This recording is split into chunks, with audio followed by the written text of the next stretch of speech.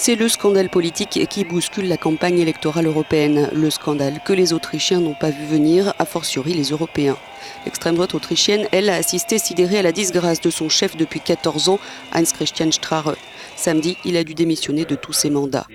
Pourquoi ? Parce que la situation était devenue intenable après la publication d'extraits d'une vidéo tournée secrètement dans une villa d'Ibiza en 2017 où l'on y voit Strache se faire piéger.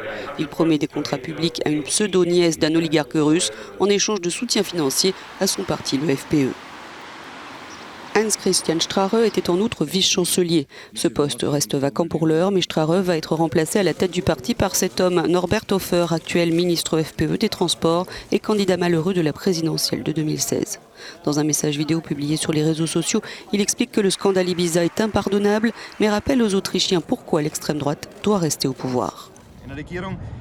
C'est un gouvernement qui a déjà tant accompli pour ce pays. Un gouvernement qui a clairement indiqué après 2015, lorsque notre pays a souffert d'une migration incontrôlée, que cela ne pouvait plus se reproduire. En conséquence, le jeune chancelier Sebastian Kurz a donc sabordé sa coalition avec l'extrême droite, mise sur pied il y a 18 mois. Il espère maintenant rester maître du jeu politique. Mais les critiques pleuvent, l'opposition réclamant le départ du gouvernement des 5 autres ministres du FPÖ.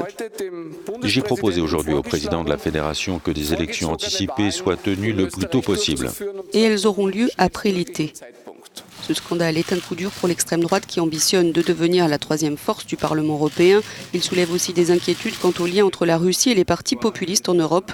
En 2016, Strache s'était rendu à Moscou pour signer un pacte de coopération avec le parti Russie Unie, fidèle au président Poutine.